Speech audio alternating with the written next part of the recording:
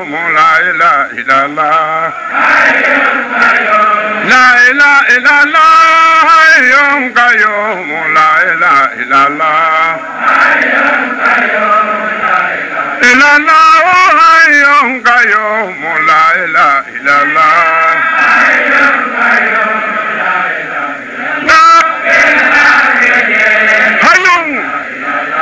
hayyun qayyum la ilaha illallah illallah hayyun qayyum la ilaha illallah illallah hayyun qayyum la ilaha illallah mashallah si yazifa indao ila bijene la ilaha illallah mashallah si yazifa indao ila bijene la ilaha illallah mallahu hayyun qayyum la ilaha illallah oh hayyun qayyum la ilaha illallah اللهم صل على سيدنا محمد الفاتح لما أغلق والخاتم لما سبق ناصر الحق بالحق والهادي إلى صراطك المستقيم وعلى آله المدار العظيم اللهم صل على سيدنا محمد صلاة تنجينا بها من جميع الأهوال والآفات وتقلنا بها جميع الحاجة بالماء أنت لرا بتجمع سريلا janvier kalo tile 15 asam bafla ani tan antlani juma lon togole juma ye antlara asar fana sella nalma minnu bafo ko wulu tete juma sire ko sisa ko wulu bi juma sire ti jenyo do fana bo fare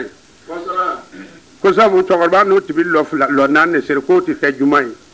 olu ye lon tɔgɔ le kɛ seri ye seri ta k'a kɛ lon tɔgɔ ye n'o tɛ lon tɔgɔ le ye ko juma a seri fana b'a nɔ na talata a tɛnɛnlo e ma seri wa a seri fana kɛra joli ye talata seri fana kɛra joli ye araba seri fana kɛra joli ye lamza seri fana kɛra joli ye juma do nani lu ka ka nanne ke no ta juma yi lon togole do sere togo te do dole sigin be ko lo flale to ko juma lo yere togo be mi nalo man ala kan ki sinal mayama ka se kan ki sinal mayama o ko to nal maya ko alti la hara ko al preselen no pisgi mala ko ta I kera nal man ya be boyra yale nal maya man black tigi la gidrona ko ambiya tale gidrona ko faso talo ko ambiya le warbo ina lo doko warka sha do tay nere morgo tigi yisoro balo ale war mi boy mo bo ko yi assurance di ale man nay ma fa bana sama ba kuma ke e mai wutuma yere korse be fembera ambe tani mu nebi anti baga mo mo jalo bewa sore bewa wa illa be ki jomo sakamfe a cejugu ni ay ambe kuma na ambna kuma ambalmanche alhaji mahmudu bande mimbe wagadugu ajamu yi bande nga alita tewe abiyel baka ko bandi mais ne fait démission bara convient bara kolombalia bara mabba o manga la to ya borme ka doara alene ka lettrike sebeke ka sama kuwait ninde Jafar togoye ani Ahmadiya togoye ani Tijaniya mogo biye togo pisga ko Tijaniyu ko andugule ko bible pafu biddo erjina kono ni chrétien o bina verset kara aw baye anti baga mogo maw ne kuma mtugu min bore ya kata soro wakadu akallo Jafar le afo be ko abi se ma fagara aka fagara ke ngai mogo langolo o me mangutu ne foye fo ma fala laga to kar mo wora mogo kuntan ala kuta baga ka talaba sindi chogo cheju gi jurangolo bi yarala ko be se ma fara mba ka fle ne ni bi bulu bɛɛ bi siranya ne tɛ siranya o ni yi boda wa ka yire na bande ni yi bodinga wa ka yire na abin kuma na fi mun ga mamad ka yi mo ka boda yire ka yire mora nu dronte foi wa ni ya yire ka yire ne Jafar la mbi furutu ka iku koro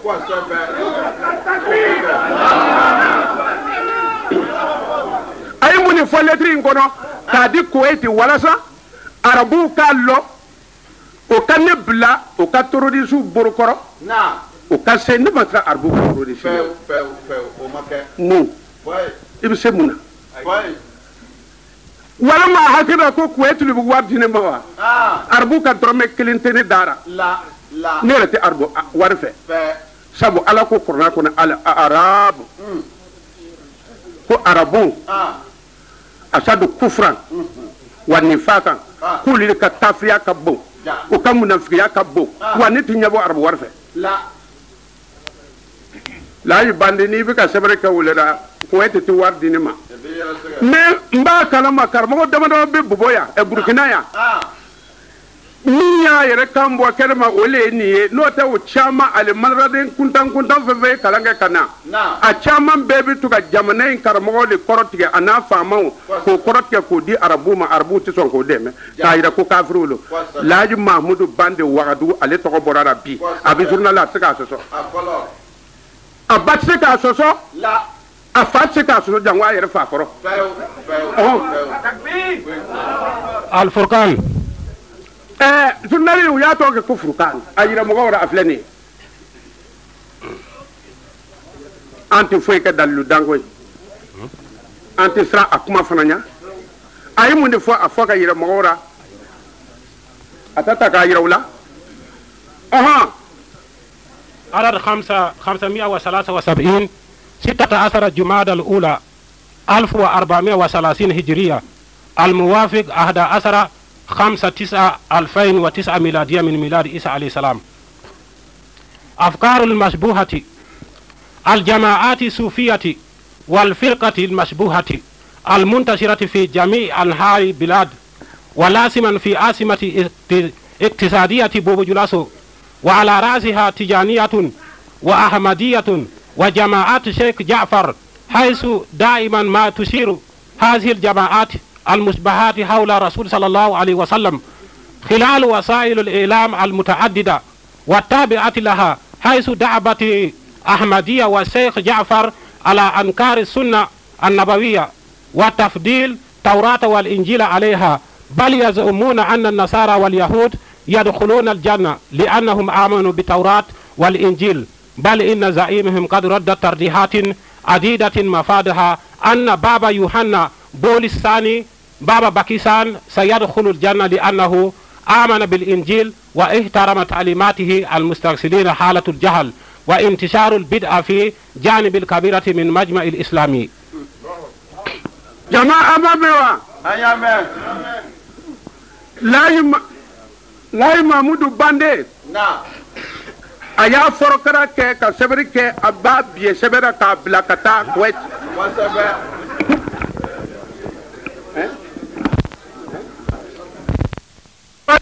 Asafa page 29 a page journal kono ay bamaka kwet nyinge amunu be awne ni fe ade amun be fe ka andon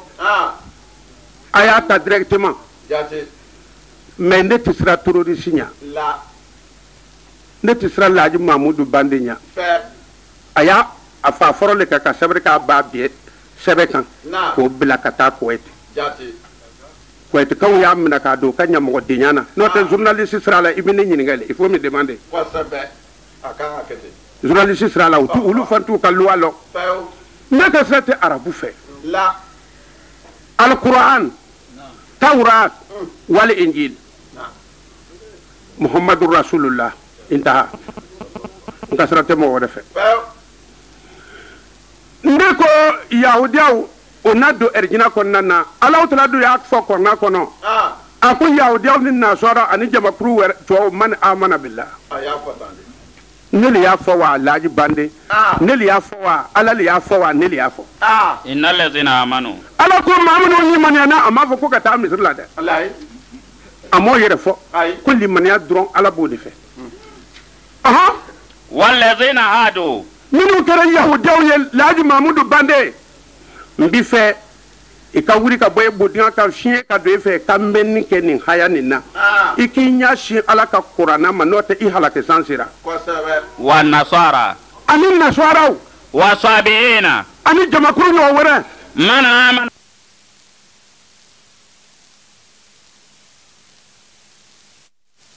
billahi wal yawmil akhir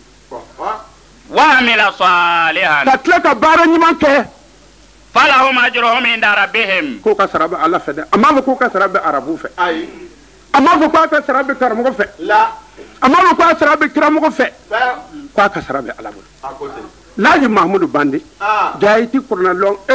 wei makari n'a lo fagoni bɛ ka se nin ma muso karamɔgɔ jaw kuto e kɛra muso karamɔgɔ ye n'o tɛ lɔnnibaga si tɛ kɛ muso karamɔgɔ ye Laji Mamudu Ala k'i kana Laji Mamudu Bande Ala k'i kana n'o tɛ i ka faw seni bɛ degré min na kɛ malangoloya in seni bɛ degré min na kɛ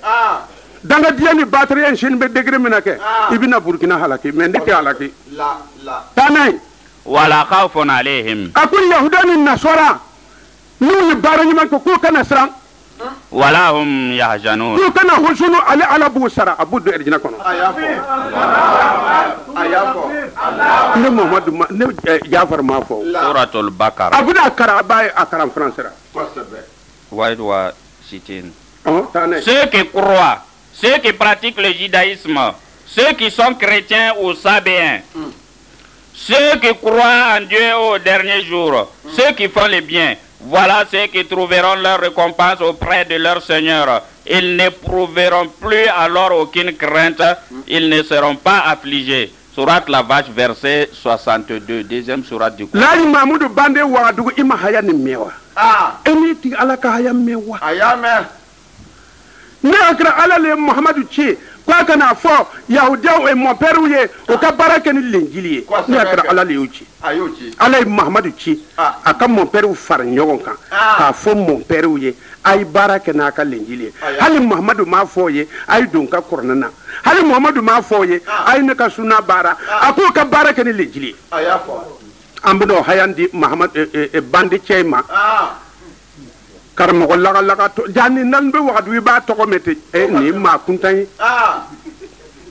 komi ni ma kuma gbɛlɛn fɔ a ma o k'a bɛ maa faa a dɔw bɛna fɔ ne siranna ɲɛ ne dun ma faga k'a ye donc ne tɛ siran saya ɲɛ i ma fɛn min kɛ k'a ye i bɛ siran o ɲɛ wa wa ne ni ale bɛ jihadi la a bɛ fɔ nin de ma ko jihadi o kosɔn n bɛ kolon fɔra a ma sabu jihadi fɛn bɛɛ b'a la ale sigi ni bɛ n'a ka lasirali ye ale bɛ fɛ ka ne dibi faga a ma ɲɛ sɔrɔ o la a ye cira di arabuw ma o tuma yanni'u ka kɛ ne le bɛ ale ka ba biyɛn nɛnɛ k'a la kɛnɛ kan a banna taa n'a ye وليحكم أهل الإنجيل Ala ye Muhammadu cɛ sallallahu alaihi wa sallama k'a fɔ mon père ye o wali yahkumu ahlul injil l'injil bɛ mɔgɔ minnu bolo k'o ka kiti kɛ n'o ka bible ye بما أنزل الله فيه ko k'a fɔ mon père ye Ala ka kuma min bɛ l'injil kɔnɔ ko mon père ka baara kɛ n'a ye ومن لم يحكم بما أنزل الله Muhammadu kangarila ye ko e tigɛ Ala ko ni mɔgɔ min ma baara kɛ ni Ala ta ye فأولئك هم الفاسقون ko i tiɲɛnikɛla de ye Laji Mamudu Bande ye tiɲɛnikɛla de ye sabu a ma baara kɛ ni l'injili ye n'a ti baara kɛ ni l'injili a ti nin fɔ Amadiya aw tulo b'an kan na o ko ne ni aw o y'an fili hali bugɔ bere kelen na ka taa bere tɔ yɛlɛmɛ k'o fari awa tijaniya mɔgɔw kunna mɔsi ali ka jamakuru min filɛ nin ye wa ko aw tugu b'ara sabu ale k'i tijani min ka kɔrɔbɔ boya o tɛ wa Mamudu Bande y'aw bugɔ a kan b'aw mankan ne tɛ n taa juru to ara dɛ a t'a to fi Ala t'a to Ala t'a to an y'u ye Suratul Maïda kuma o kan que les gens de l'évangile jugent les hommes d'après ce que Dieu a révélé. Les pervers sont ceux qui ne jugent pas les hommes d'après ce que Dieu a révélé. 5e sourate, la table servie, verset 47. Merci.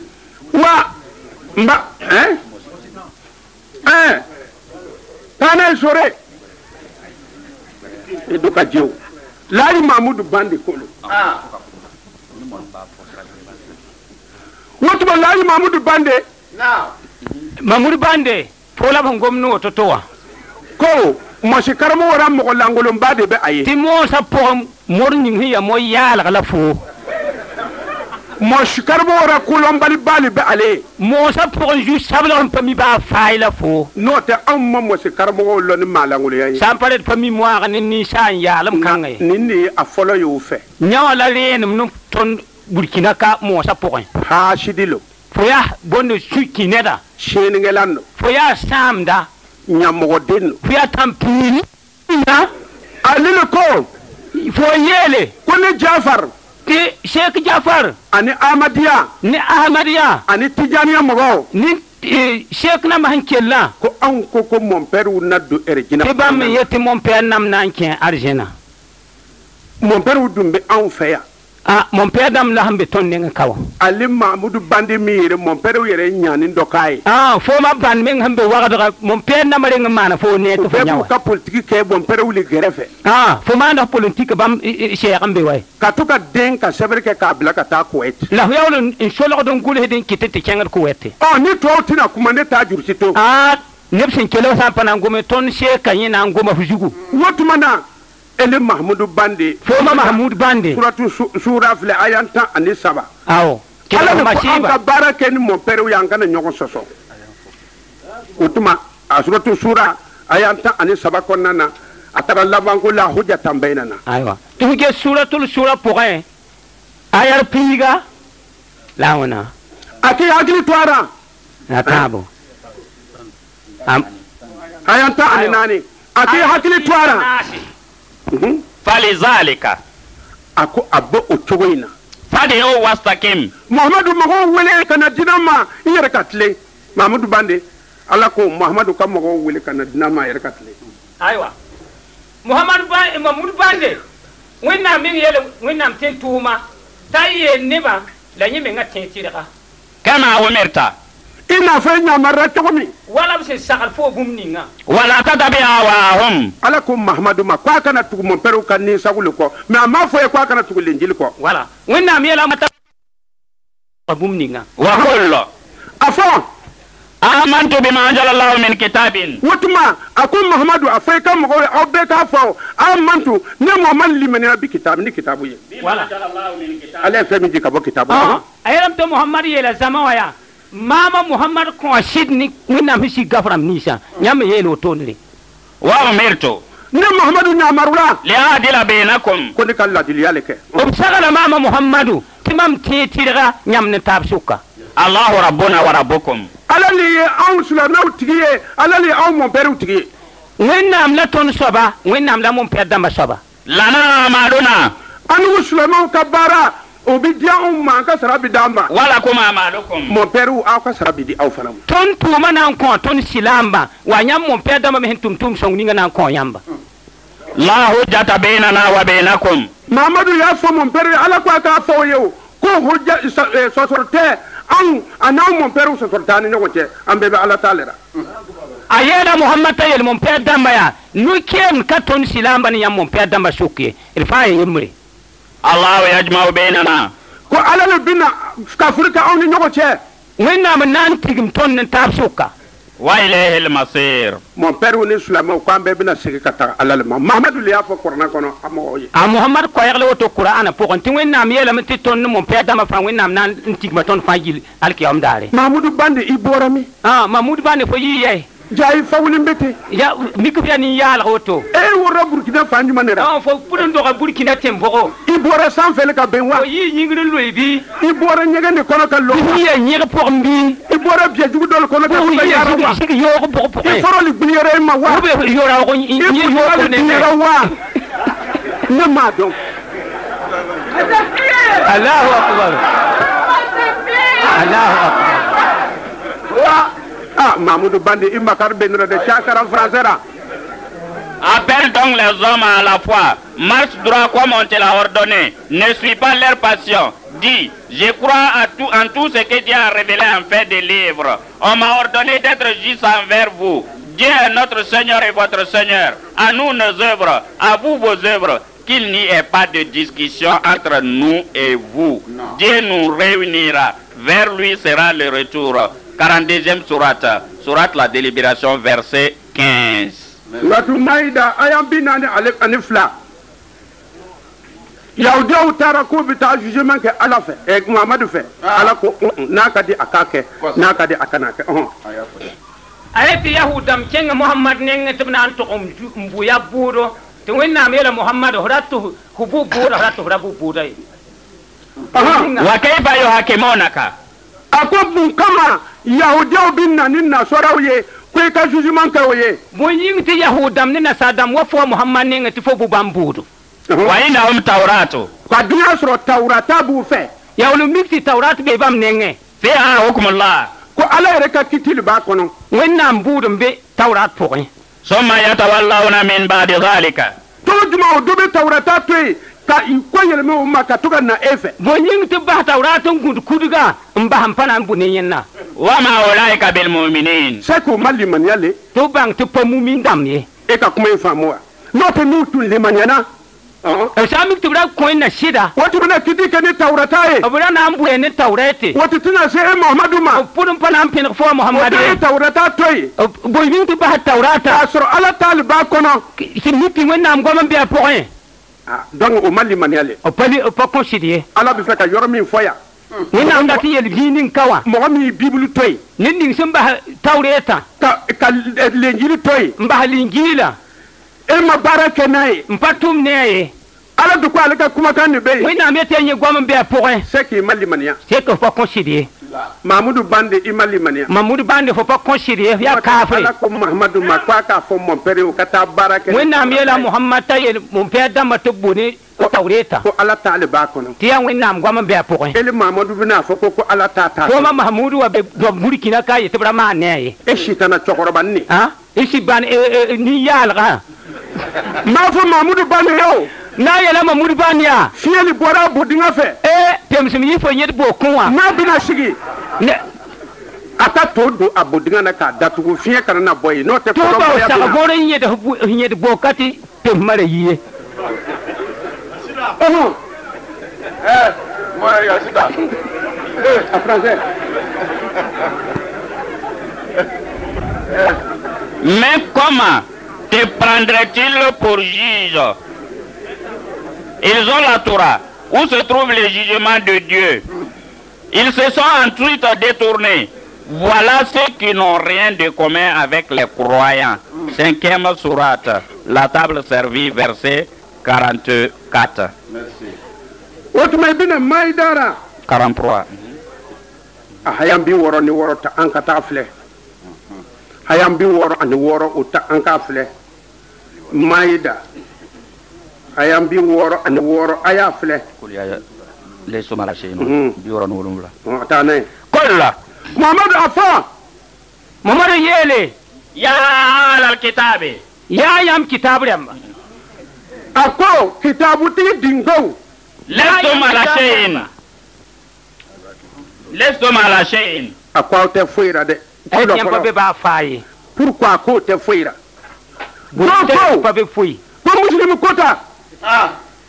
ti muslimi elam ti wato ala ko ba fuy fo wina me to pa ba faye do ko Bukari kota ti sanel ti Buhari elam ti ala wato ko ma fuy fo wina me to pa ba faye do ko arsala kota sanel ti risali ti wato ala ko ma fuy fo wina me to pa ba faye do ko bulgu maram kota sanel ta bul kur mariam ti wato ala ko ma fuy fo wina me to pa te fuye ko te fuy nira tiam pour pa be faye jugu ba ka Tawrata le kala ilam ti rik tawratin ka karam linjilita karam linjila ka kurna fanata ndik Quran pa Hata tukimo Taurata. fawta son Tawrata ma Wal injila. fawta linjilita Wa ma unzila ilaykum min rabbikum. min jigira ka na o ma ka ba tigi ala yoro o te kurana le wa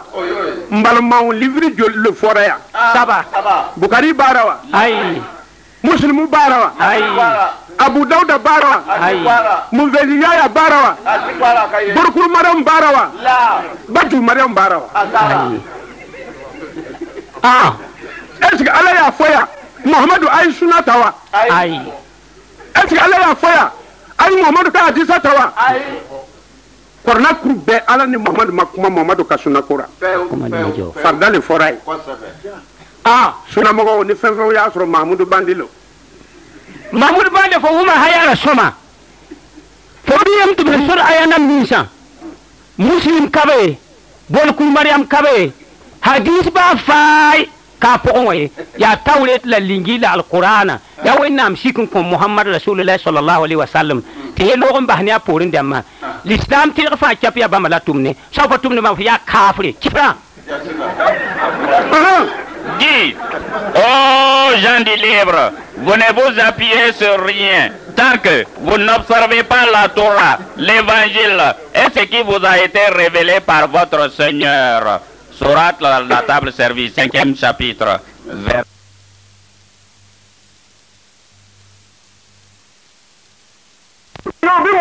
ya goye yam data burkina damba mais Mahamadu ta kuma kan da Allah ka kuma ne Qur'anai muhammad gwamni winnam gwam na tabi alqur'ana wa dina fo ye ko ta livre sabale kalama obiya opayan yam ti karam libre tabala mais akuma ma fa Qur'anai le konawa agoma pato sa alqur'ana pugla ko ni Mahamudu Bande ko ne islamai Mahamudu Bande ese fa l'islam sida wa na ya sɔrɔ Mahamudu Bande ni ma sɔn Allah ka kuma kan ma sa mi ti fo Mahamudu Bande sam pa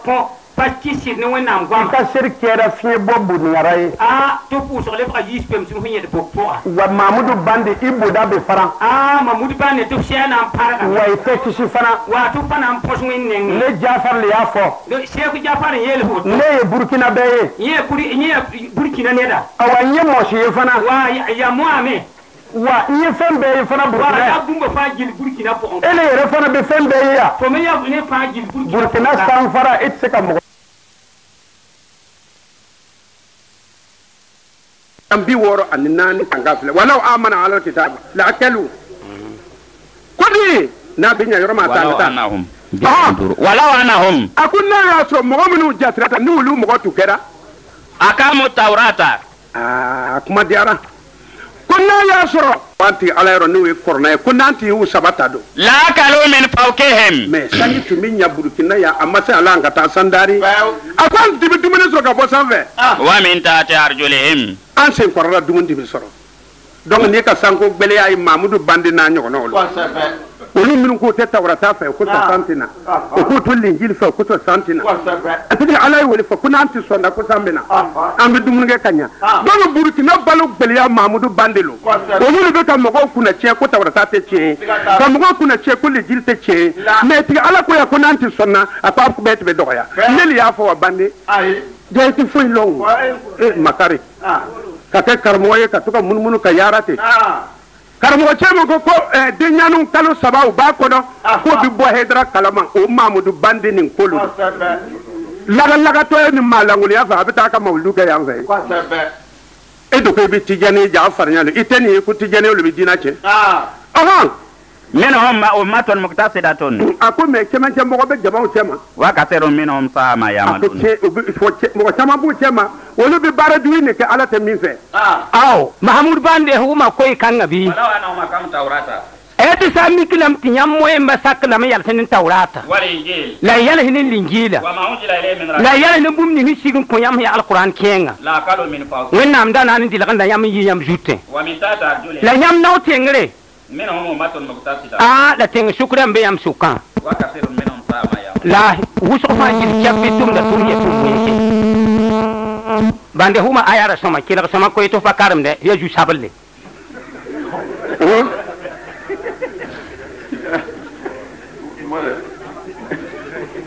Ils avaient observé la Torah, l'évangile, et ce qui leur a été révélé par leur Seigneur. Ils auraient certainement joui des biens du ciel et ceux de la terre. Il existe parmi eux des gens modérés, mais beaucoup d'entre eux font le mal. 5e chapitre, toujours verset 66. Merci.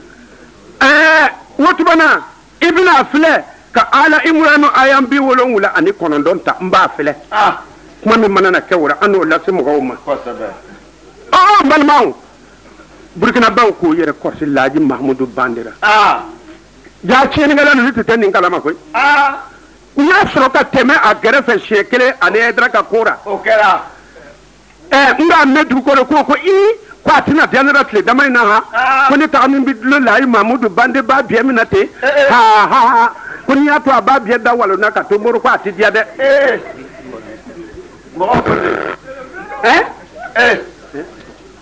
abi wolo ngani ko ولا يأمركم أن تتخذوا الملائكة والنبيين أربابا قل آمنا بالله وما أنزل علينا وما أنزل على إبراهيم آيات ولا علينا وتبنا alun ka kurna ya aw nyamar ni mune puisque ni ya be kuma jugu fama no tan ditna kuma jugu fo mo ya dan do na ya ma kuma jugu ko bi biene ne kwa to kuna ko ka jugu man faale ne do masra mo nyaba la hal mi ala ya ka ala ya bla ka fenga minti ala ya do be fama mais comme abi femi ga be ala ka ko le puisque ni ala ya bla atike jole wa anda kera ju ambe fem fama at binti biya ide de tuna ka ala ya bla tabe كل ala ne ko Muhammad ba kwa ka mo ko la fo آمنا بالله ko Muhammad ka fo sulamaw ye ko sulamaw ka fo amana billah ko an ni ala kile وما أنزل علينا korna min jigira kana ma ko an sonara وما أنزل على إبراهيم nabi burama kitabu ko Muhammad ka fa ka mandew ye ko an sonara وإسماعيل kitabu min dire Ismaila ma ko Muhammad ka fo ko an sonara وإسحاق ko kitabu min dire nabi shaga ma ko ka fo ko an son be ويعقوب min dire Jacob ma ko ka son ara والأسباط mogo nu ye cidenye ni kitabu jigira ma ko an sonna وما أوتي موسى min dire Moïse ma aka fo ko an sonara وعيسى min dire Jésus Christ ma o ka fo ko an sonna ونبيون من ربهم ani nabi nyimon ka boti ala ro Jésus le fils unique bifa ka digura ka kuma ka so ka fils ye yire wala tamere لا نفرق بين أحد منهم wa anti do franka bora Jésus o Moïse o Muhammad o abe an ka chire Mahmoud bande emani mewa abi ban mon pere ora o yimun kawra abi ban o yimun kawra Muhammadu ben folo ka bom maga o ko bamna ka faga atara karfa mon pere wulema o dalubi an bolo ni fenjulu atitaka orambu kafiru shira tumami orambu kriteura amadda Muhammad naka sabaye sabu wulu biye kiliye kafiru tara sura sabaw ne Muhammadu kasra ala ko ko jususuma ko obina sura sandamani son binna hayan dire mbalmanche Muhammadu bandira akase no farnyon gawo ka fonyo boda datugu ka hayan ni menote son ala ba duti wana الله أكبر ونحن له مسلمون ko Muhammadu afao ko ambe anyirdi alama ele nava ko kitabu do mani ko itafe ala ko Muhammadu afo ko amba befe ele nava ko kana e mbalma sura ga ta Muhammad yele آمنا بالله mam ko shinne wende وما أنزل علينا la buni hisikin ko tondo وما أنزل على إبراهيم la hisikin ko nabila ibrahima وإسماعيل la ismaila وإسحاق la ishaqa ويعقوب la yakuba والأسباط la bamba kwamba fajili وما أوتي موسى la hanko nabila musa وعيسى la nabila isa ونبيون من la ربهم nabiyam nam ni sinkel hi bamba pokon لا نفرق بين أحد ton fa wela kad bamba fani ba yemre ونحن له مسلمون wa ton fajil ko admen wenna سورة آل عمران suratul ala imrana pisi aya pisi ni la tabo santa to ko jefe mamudu bande to fa karam nane kenga le ngam baw karam bokon karam duma faye Nous croyons en Dieu, à ce qui nous a été révélé, à ce qui a été révélé à Abraham, à Ismaël, à Isaac, à Jacob et aux tribus, à ce qui a été donné à Moïse, à Jésus, aux prophètes de la part de leur Seigneur. Nous n'avons pas de préférence pour l'un d'entre eux. Nous sommes soumis à Dieu. Sourate la famille d'Imran, 3e chapitre, verset 84. suratu kasasu file bi woro ani wolowula ala ko nali ni fo ka ba sulaiman man ka bo ko Muhammadu bande ala kan ngayen be fo e katla ka fo ko tiete ni pa fi kunyi man ka bi donke korna mo le fo wa ni mon pere wi kunyi man ka bi donke korna mo le fo wa ni yahudi wi kunyi man ka bi donke korna mo le fo wa ni kunyi man ka tin don te farafin be erdina so wa korna jigre ma wa bibulu jigre ma shi man fere ifin be kir ne bi ta do no sababu le wa ma kana yakdi idza kada Allah wa rasulu amrana kullu mukayra bi to kata to fle Al-Ajab. to da ajab fle ne akira sababu le ba'un dona no te la mo be arbu yo ai ini yahudiya wura bakele wa ngani ya am bidun wa ambina dun bara nyima ni yahudiya ke ya lo ale yahudiya yi a to ni ta jeni nado ni to ko tiba jeni zanga bi jeni mami ya bi jeni Fukasi. wuru ya bi jeni Fukasi. be bi jeni Kasi. ngono bi jeni Sharba. o te tina jeni wa to ko tibara ni ke Bel. bara le bi ka bara nyima ke ala bu de no fe Na. واتمنى أبيس باندورو أتاكتا تدو آزا أبيس باندورو وما كان لمؤمن لا يمامودو باندي أنغو دبكو منا نوتل لمن يتيرا نا أسرو لمن يبيرا إنيا جو يحكري سيكي كحيا نمي كو بانكا مموني ولا مؤمنة أمانكا مموني مسلمان إذا كان الله ورسوله أمرا ألا ناشيدي كتي منك كابلا يورو منا أن يكون لهم الخيارة من أمرهم ولو بفنور بوكو فومين بدنا قرآننا korna le ko anga tawrata jo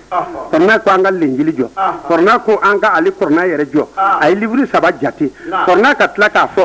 yahudiya ni nasara sheningela fen fen ni na son kal limaniya ko ala bi isara eni mamudu bande eni le bo sarawa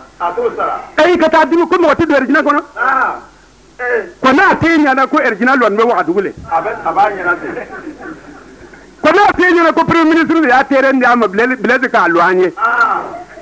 koda tiyo ko burkina karba wala war fan yoga ka joni mon pere wi iba deli blire wuluto wa man yasi Allah wa rasulahu ni momi ala na tibi kuta fakad dalla dalalan mubinan la min bangale no de ala ka foni krai ko ka tawratata ko ka lenjilinta ko ka mon pere mun ambade unye ko anka je ka barake nyogo fe alu bina fo kutike el mamudu bande ita kera barada ba me kuma min fore na ma bema ni korti min bi fe bachi ibna loko alai masai ni amabe ima ibi se kan wele tele da face à face ambiski ka debake na sure tai che ni tai ngaloyi ni ta kera ngaloyi wotuma ndere bitani nka juru min bi sir ka ta ka so bona mitani we nga ne ta tara ke che eti wuri ende ambi ba matele da beka yi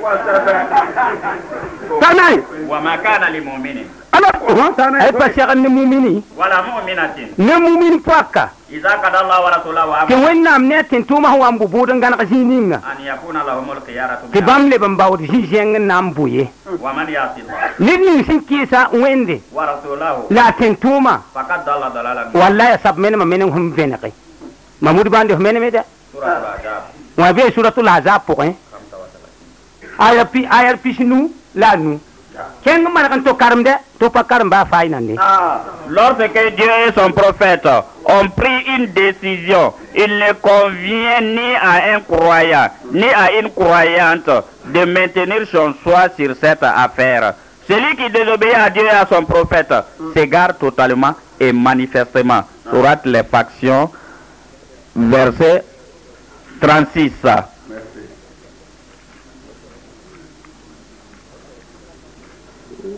Sourate.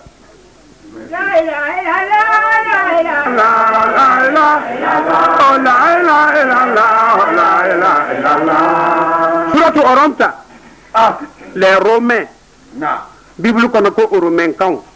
abamananga les romains ata Alif Lam Mim. ala ko harfu saba flede Gole bate Rome. Mamadou mbe kaba ko foye ne ka harfu ka fo alif lam mim akoro mbe fe ka foye tout court gole bate Rome ko bilia kera romain ko kande Fi adna al ardi. o nyo soro yoro minna ma o au kafri sira koro ak da ko be ko le oromu blayo ne jawar bina fo ko pafu min be ko abe do dina kono e mamudu bande be panki lo e foro karaka ita kuri sengana na tige ka foro ka fo ko pafu min be ta pa no be oromu le ko na ko na naw ako mamudu be harfu sabadima akoro ko shikara ormen ko na de Fi adna al ardi. o nyoko soro yoro mina o sira o koro kafru sira o kamuna fiku sira o koro Wa hum min ba'di ghalabihim sayaglibun. mamadu yi susuma o siraw kɔrɔ sɔɔni ɔrɔ min bɛna s'a ka kafiriw kɔrɔ في بضع سنين san dama dama dɔrɔn k'a bɛ s'a kɔrɔ a jutu kasi ma di a kumana Muhamadu fɛ dɛ ni ye hakili la ni silamɛ n'i y'a mɛn k'o ye chrétien minɛ k'a kundi i bɛ ɲininka kɔrɔ jumɛn na a ye mun kɛ i ka kan ka dimi de a bɛ chrétien ba ye mun kɛ a bɛ chrétien dɔgɔya ye mun kɛ i b'o ɲininka fɔlɔ n'a nana fɛn kɛ min bɛ bibuli min kɔn i b'a fɔ o tuma o jo b'a ban n'o tɛ k'a tɔɲɔ ten e ka kan ka dimi e ka kan k'a miiri fana ko chrétien ka don ɛrɛjina kɔnɔ i ɲɛ b'a la Muhamadu Bande a ju tɛ don ɛrɛjina kɔnɔ puisque hasidi don a m'a balima si miiri ni ko ɲuman ye o tuma na o kɛra tuma na min na Ala k'a fɔ Muhamadu ye a ko tiɲɛ n bɛna fɔ ye a ko si kɛra ɔrɔmu kɔrɔ dɛ o ka kafiriw sera o kɔrɔ Muhamadu n'a ka sahabaw y'u tile ban ka su ko si nisɔn man di bɛɛ dusu kasilen bɛ mun kama u ta kafiriw sera u ka silamɛw kɔrɔ kafiriw ka taa se chrétien kɔrɔ a ma diya Muhamadu ye Ala ka sɔrɔ ka haya jigin to n bɛ min fɔ ye o i dusu suma a ko sɔɔni o a ko o fana bɛna na se kafiri ninnu kɔrɔ Muhamadu n'o ka sɔrɔ k'o fari foni ko n'u kɛra don لله الأمر a ko koɲa bɛ Ala de bolo dɛ Muhamadu من قبل ومن بعد ka kɔn a n'a tɛmɛlen kɔ koɲa bɛ Ala bolo i dusu suma ويومئذ a ko n'u ye oromɛw nana se u ka kafiri kɔrɔ don min na يفرح المؤمنون a ko limanɛbaga bɛɛ nisɔn bɛna diya olu mais n tɛ se ka Mamudu Bande yɛrɛ ne tɛ se k'a faamu a ka kalan kɛ mini a ɲama n'a ye a fugari in tɛ bɛ jamana in na yan a ka kalan kunde in ta yɔrɔ jumɛn de burusi kɔnɔ karamɔgɔ tɛ nin fɔ nin kɔni bɔra ne m'a dɔn dɛ Mande Salo a ka taa lakirali cɛ ma mais a ka mun de y'a to a y'u ta ni mɔgɔ o mɔgɔ ni ye limanɛbaga ye n'i nana miiri diɲɛ garisɛgɛ ma ka na miiri ko fɔ e ka so ɲumanw sɔrɔ ka na miiri ko e ka nafolo sɔrɔ suratu haji kumana o kan mais an bɛna na ka taa n'i ka kolo in fa a ma se k'an gbɛlɛn fɔ Alif Lam Mim ayati aya ta file wala bati Rome eto bang ti rom kifu damba toga rom l'islam ba miya christian ba وهم من بعد غلبهم سيغلبون la bang ti kala bilu bala obna ni ko ngila kifu damba في بضع سنين rasam yum sar poin لله الأمر yala fa chap be wonam nenge من قبل ومن بعد sindang taw lahan lo lahan wate ويومئذ la ran kangra ra mosa يفرح المؤمنون fona mi kam ti mumin kom na nyi gab sunya bna no gab suri ni christian ba han to ko kifu damba wote rom suratul rom asingra la aya kanga bete Alif Lam Mim, les Romains ont été vaincus dans le pays voisin, mais après leur défaite, ils seront vainqueurs dans quelques années. Le commandement appartient à Dieu, avant comme après cela. Ces jours-là, les croyants se réjouiront. Sourate les Romains, 30e chapitre, versets 1 à 4. Mbarama n'i y'a mɛn ko chrétien silamɛ lo n'i y'a mɛn ko silamɛ chrétien lo mais mun kama a tɛ a y'aw faamu ko chrétienisme mɔgɔ min y'a yɛrɛ di Ala ma Ala yɛrɛ de fɛ ni n bɛ san kasa wo arabukan de ye ko silamɛ muslim o tuma n ka n yɛrɛ di Ala ma n'i y'a mɛn ko chrétien ko mɔgɔ min y'a yɛrɛ di Ala ma mɔgɔ min y'a yɛrɛ di Ala ma arabukan na ko muslim ka n yɛrɛ di Ala ma mais danfara jumɛn de bɛ yen Jalla Mamudu Bande de tibete ka tɔgɔ min ye a kɛra surugu ni falen surugu ni falen lu ma ko nin ka fari dɛ ko ɲɛ t'a bamu na jaga tɔrɔw lo a n'a ɲɛ min ko a tɔrɔw lo a k'a minɛ k'a ɲimi i mana ne ko Mamudu Bande y'a kɛra ko lɔnnibaga bali ja faguni bɛ tan ne jaga ka kala lo ne ka sira bɛ ka siri muriyara wa n'i ko an ka sirili fɔ Allah Mamudu Bande ne b'i kalan ni ka siri kolonw ye i b'i faga i t'a ban lasarali la i ko n t'a dɔn ne wa a fili ka fɛrɛ n'a kɔ seginna a tɛ don i dara dɛ a bɛ sɔɔri i bo dingɛ na ka taa bɔ yen n'o fɛ mais ne bɛ fɛ aw k'a filɛ suratu haji kɔnɔ mun de ye a kɛ ten wa ma arsalna min rasulin wala nabiyyin illa iza tamanna alqa shaytan fi umniyatihi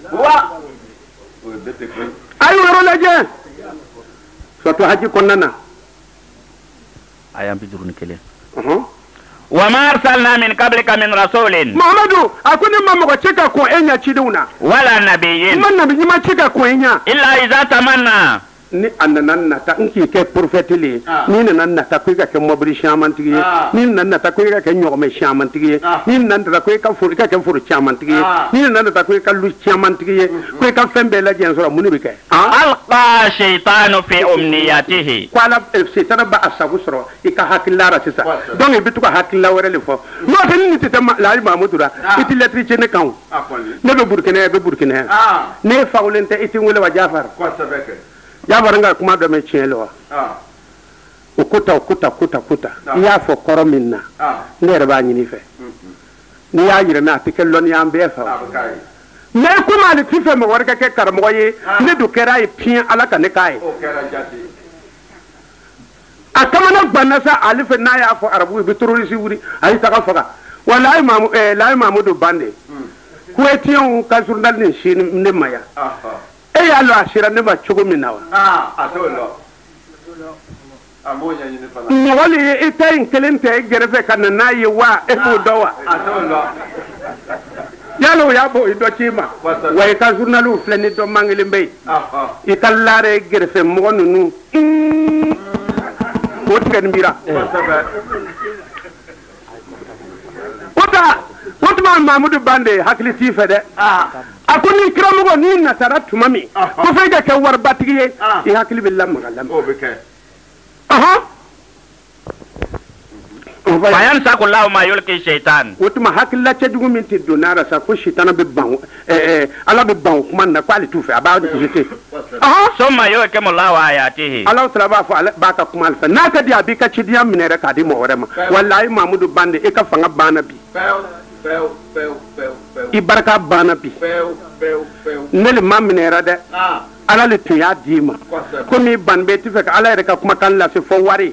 I fanga bana iti bi muso mu yere soro ya nyini yoro nyafe I foro yere tuna wuri kanya wi janga muso nyini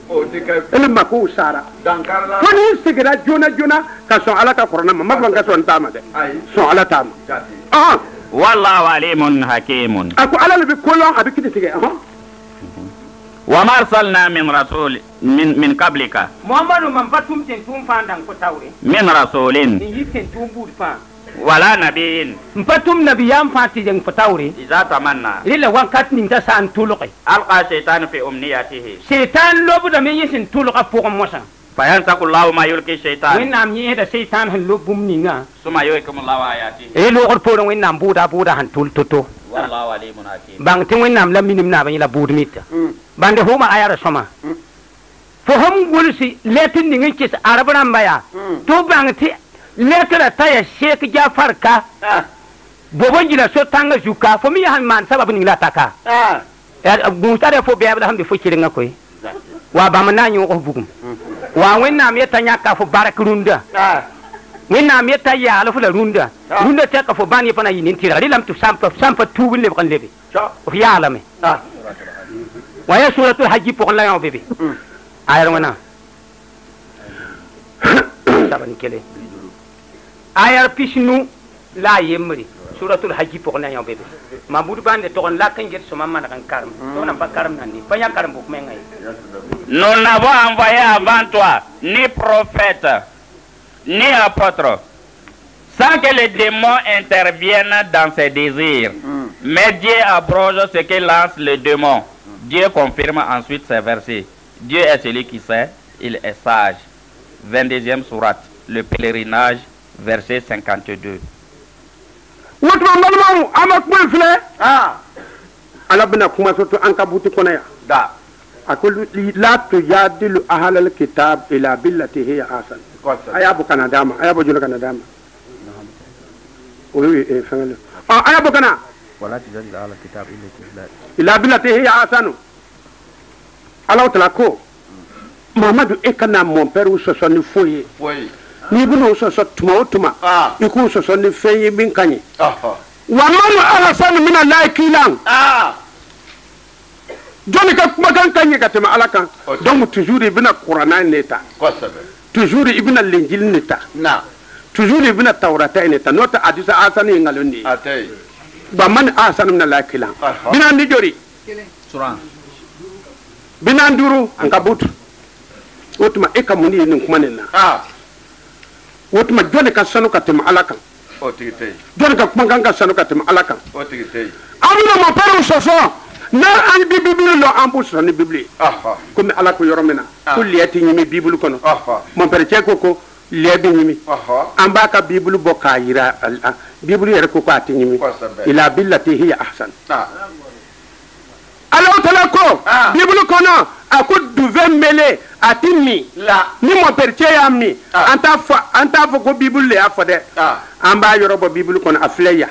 e ka bibili yɛrɛ ko duvet mele ko a ti min e ni dun y'a min e ka mun de kɛ tan a bɛ fɔ olu ma ila billati hiya ahsan